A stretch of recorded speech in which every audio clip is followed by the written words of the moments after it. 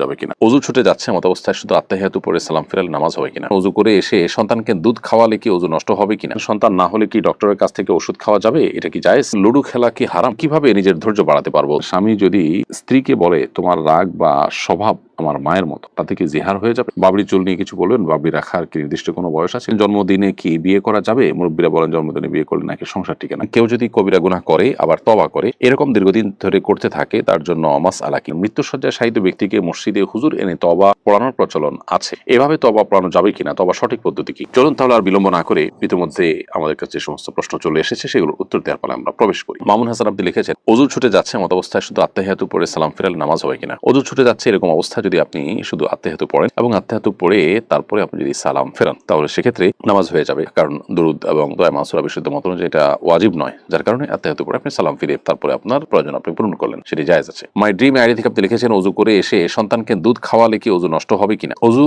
দুধ পান করানোর কারণে নষ্ট হবে না, কারণ ওযু ভঙ্গের বিষয়টি আমাদের শরীর থেকে পবিত্র কোনো বিষয় বের হওয়ার সাথে সম্পৃক্ত। তো মা যখন সন্তানকে দুধ খাওয়ান তখন সেই দুধটা কোনো নাপাক কোনো বিষয় না, বিধায় এ দুধ শরীর থেকে নির্গত হলো, সন্তান পান করলো, তার ফলে মায়ের ওযু নষ্ট হওয়ার কোনো কারণ নেই। এস বাইজিদ এসকে আপনি লিখেছেন যে ব্যক্তি দাড়ি রাখে না তাকে কি সালাম দেওয়া যাবে। দেখুন, যিনি দাড়ি রাখে না তাকে সালাম দিতে কোনো অসুবিধা নেই। শরীয়ত আমাদেরকে বলে না যে দাড়ি বিশিষ্ট লোকদেরকে দেখে দেখে সালাম দাও। নবী সাল্লাল্লাহু আলাইহি ওয়াসাল্লাম বলেছেন তুমি সালাম দাও যাকে চিনে তাকে, যাকে চেনো না তাকেও। এজন্য সালাম আমরা সবাইকে দেওয়ার চেষ্টা করবো ইনশাআল্লাহ, যদি তিনি মুসলিম বলে মনে হয়। হ্যাঁ, কেউ মুসলিম অমুসলিম সন্দেহ হলো, মুসলিম জনপদে অবশ্য বেশিরভাগ মানুষ মুসলিম যেখানে, সেখানে আপনার সন্দেহ করার দরকার নেই। যেখানে অমুসলিম প্রধান সেখানে অবশ্য মুসলিম হওয়ার কোনো আলামত না থাকলে আপনি সালাম দেওয়া থেকে বিরত থাকবেন। এরপরে জাহানারা তামান্না আপনি লিখেছেন স্বামী যদি স্ত্রীকে বলে তোমার রাগ বা স্বভাব আমার মায়ের মতো, তাতে কি জিহার হয়ে যাবে না। একটা বিশেষ কোনো বিষয়ের ক্ষেত্রে যদি বলে এর কারণে জিহার হবে না, যেটির কারণে স্বামী স্ত্রীর মধ্যে সম্পর্ক থাকে না এবং সম্পর্কের স্বাভাবিক গতি নষ্ট হয়, সেরকম কিছু হবে না। বিশেষ কোনো গুণ বা বৈশিষ্ট্যের ক্ষেত্রে যদি এরকম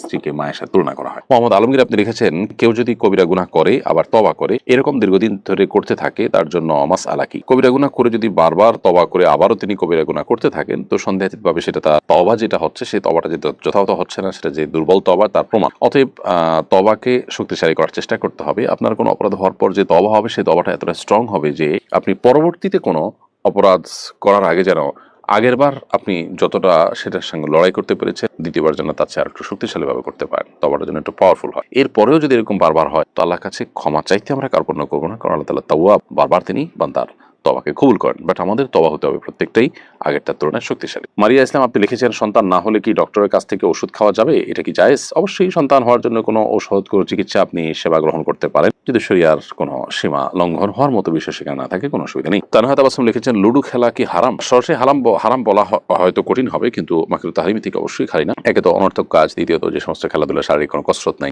এই সমস্ত খেলাধুলা আসলে কোনো মানুষের রিফ্রেশমেন্টও হয় না, মানুষ আরো বোর ফিল করে। সব মিলিয়ে শরিয়া যে সমস্ত খেলাকে অনুমোদন করেছে সেগুলোতে শারীরিক কসরত আছে, এটা তার মধ্যে পড়ে না, বিধায় দাবা ইত্যাদি সম্পর্কে শরীয়তে পরিষ্কারভাবে নিষেধাজ্ঞা আছে, এটা সেই ক্যাটাগরি খেলা হওয়ার কারণে এটাও নিষিদ্ধের আওতায় পড়বে এবং একজন মুসলমান সময় কাটানোর উদ্দেশ্যেও এটি করা উচিত হবে না। মোহাম্মদ বাবলু মিয়া আপনি লিখেছেন হিংসা কিভাবে ছেড়ে দিব, যার ভেতরে বিন্দু পরিমাণ হিংসা রয়েছে সে তো জান্নাতে প্রবেশ করতে পারবে না, সুতরাং হিংসা কিভাবে ছাড়া যায়। ভাই বাবলু মিয়া, হিংসা ছাড়ার জন্য যার প্রতি হিংসা হয় তার জন্য আপনি দোয়া করবেন, দেখবেন আপনার হিংসা কমে যাবে। আবার আল্লাহ রাব্বুল আলামিনের কাছে পানা চাইবেন, আল্লাহ যেন অন্তরকে সকল অন্তরের যে ব্যাধি আছে সেগুলো থেকে হেফাজত করেন, ইনশাআল্লাহ তাআলা আপনাকে মুক্তি দান করবেন। এমনি বুরহানুদ্দিন বুরহান লিখেছেন কিভাবে নিজের ধৈর্য বাড়াতে পারবো। ধৈর্য বাড়ানোর জন্য ধৈর্যশীলদের সংস্রব এটা বেশ উপকারী। যাদেরকে দেখবেন যে অনেক সহনশীল, অনেক ধৈর্যশীল, অনেক চিন্তাশীল, সে মানুষগুলোর সাথে যত বেশি আপনার উঠা বসা হবে, যত বেশি আপনার আসা যাওয়া হবে, তত বেশি ইনশাআল্লাহ বিদিনিল্লাহ আপনি তাদের দ্বারা বেনিফিটেড হবে। সেই সাথে আল্লাহ রাব্বুল আলামিনের কাছে আপনি দোয়া করবেন। আল্লাহ তাআলা কোরআনে কারীমে দোয়া শিক্ষা দিয়েছেন আমাদেরকে, রব্বানা আফরিগ আলাইনা সবরা, হে আল্লাহ আপনি আমাদের প্রতি আমাদেরকে আপনি সবর দান করুন, সবর করার তৌফিক দান করুন। সেই দোয়া আল্লাহ তাআলার কাছে আমরা নিবেদন করব ইনশাআল্লাহ তাআলা। রব্বানা আফরিগ আলাইনা সবরা ওয়া সাব্বিত আকদামানা ওয়ানসুরনা আলাল কওমিল কাফিরিন, হে আল্লাহ আপনি আমাদেরকে সবর দান করুন। এটি কোরআনে কারীমে দুই জায়গায় আল্লাহ তাআলা উল্লেখ করেছেন। এক জায়গায় আছে রব্বানা আফরিগ আলাইনা সবরা ওয়া তাওফানা মুসলিমিন, হে আল্লাহ আপনি আমাদেরকে সবর করার তৌফিক দান করুন বা সবর আমাদের কে দান করুন এবং আমাদেরকে মুসলিম হিসেবে মৃত্যুবরণ করার তৌফিক দান করুন। তাহলে দোয়াও আমরা আল্লাহ তাআলার কাছে করব ইনশাআল্লাহ তাআলা। এমনি হাবিব আপনি লিখেছেন জন্মদিনে কি বিয়ে করা যাবে। মুরব্বীরা বলেন জন্মদিনে বিয়ে করলে নাকি সংসার টিকে না, এটা একেবারেই অনর্থক কথা, কুসংস্কারাচ্ছন্ন কথা। যে কোনো দিন বিয়ে হতে পারে, জন্মদিনে বিয়ে হতে কোনো অসুবিধা নেই। মোহাম্মদ তাওহীদ লিখেছেন নামাজরত অবস্থা যদি কোনো নেগেটিভ চিন্তা ভাবনা আসে তাহলে নামাজ ছুটে যাবে কিনা। নেগেটিভ চিন্তা ভাবনা আসলে নামাজ ছুটে যাবে না। তবে আল্লাহর অস্তিত্ব সম্পর্কে বাজে চিন্তা যদি আসে, সাথে সাথে সেটা আপনি ডাইভার্ট করে ভালো চিন্তায় রূপান্তর করার বা তওবা করার বা অন্য দিকে নিয়ে যাওয়ার চেষ্টা করবেন, কিন্তু এর কারণে নামাজ নষ্ট হবে না। আর ইচ্ছাকৃতভাবে এরকম চিন্তা যদি আপনি করেন সেটা গুনাহের কথা, কিন্তু সেটা নামাজ নষ্ট হওয়ার সম্পর্ক নেই। শারমিন সুলতান আপনি লিখেছেন, আমার ননদরা আমাকে অপছন্দ করে, বদনাম করে ও ক্ষতি করার চেষ্টা করে। স্বামী সবসময় তাদের পক্ষ নেয়, আমার কথা বিশ্বাস করে না। শ্বশুর শাশুড়ি নেই, তাই স্বামী চায় আমি তাদের মন জয় করি, কিন্তু 8 বছরে তা সম্ভব হয়। এখন আমি যোগাযোগ কমিয়ে দিয়েছি, এদিকে আমি ভুল করছি।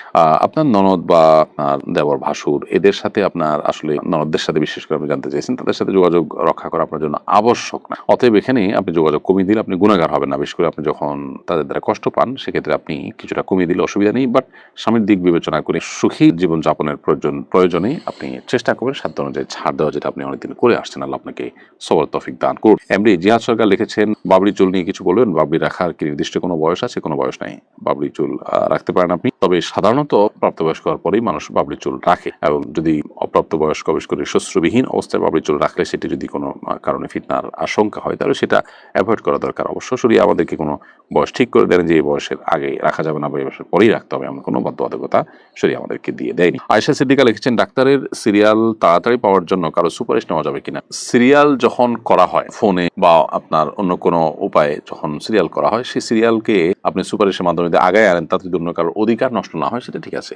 কিন্তু ধরুন এক জায়গায় বসা আছে, সিরিয়াল ধরে অনেকক্ষণ ধরে মানুষ অপেক্ষা করছে, আপনি কোনো একটা মাধ্যমে শর্টকাট ওয়েতে চলে গেলেন, তাহলে অবশ্যই যারা দাঁড়িয়ে আছে তাদের হক নষ্ট করেছেন, এটা জায়েজ নয়। এক্ষেত্রে ডাক্তার সাহেব নিজে যদি আপনাকে কোনো ছাড় দেন বা রেসপেক্ট করেন, সেটাকে সাধারণত রোগীরা ভিন্ন চোখে দেখেন না, সেটা ভিন্ন বিষয়। তামজিদ ভিডিও আপনি আমাদের ইউটিউব চ্যানেলে লিখেছেন, মৃত্যুসজ্জায় শায়িত ব্যক্তিকে মসজিদে হুজুর এনে তওবা পড়ানোর প্রচলন আছে, এভাবে তওবা পড়ানো যাবে কিনা? তওবা সঠিক পদ্ধতি কি? এর উত্তরে রাসূল করিম সাল্লাল্লাহু আলাইহি ওয়াসাল্লাম মৃত্যুসজ্জায় মানুষকে ইসলামের দাওয়াত দিয়েছেন, কুফর থেকে তওবা করার দাওয়াত দিয়েছেন। এটি নবী সাল্লাল্লাহু আলাইহি ওয়াসাল্লাম তার চাচা আবু তালেবের ক্ষেত্রে করেছেন, অন্য আরো অনেকের ক্ষেত্রে করেছেন। অতএব সেগুলো থেকে যদি তওবা করানো যায় তাহলে গুনাহের বিষয়টি তো অবশ্যই করানো যাবে। কোনো পাপাচার থেকে, অন্যায় কাজ থেকে কোনো ব্যক্তিকে মৃত্যুসজ্জায় তওবা পড়ানো যেতে পারে। তবে হ্যাঁ, একেবারে মৃত্যুর আলামত প্রকাশ পেয়েছে, সর্বশেষ পর্যায়ে চলে গেছে, এরকম পর্যায়ে আসলে আর তওবা গ্রহণযোগ্য হয় না, সেটি ভিন্ন বিষয়। আর যেহেতু রাসূল আকরাম সাল্লাল্লাহু আলাইহি ওয়াসাল্লাম তওবা পড়েছেন, অতএব কোন আলেম ওলামা যদি তওবা পড়ান সে অর্থে এটি জায়েজ আছে ইনশাআল্লাহ তাআলা। লিয়া আক্তার আপনি লিখেছেন, শুনলাম মৃত্যুর পর ভাই বোন আর দেখা হবে না, কথাটা কতটুকু সত্য? ভাই বোনের দেখা মৃত্যুর পর আর হবে না এমন কোনো কথা কোরআন বা সুন্নাহ কোথাও আছে বলে আমাদের জানা নেই। অতএব এটি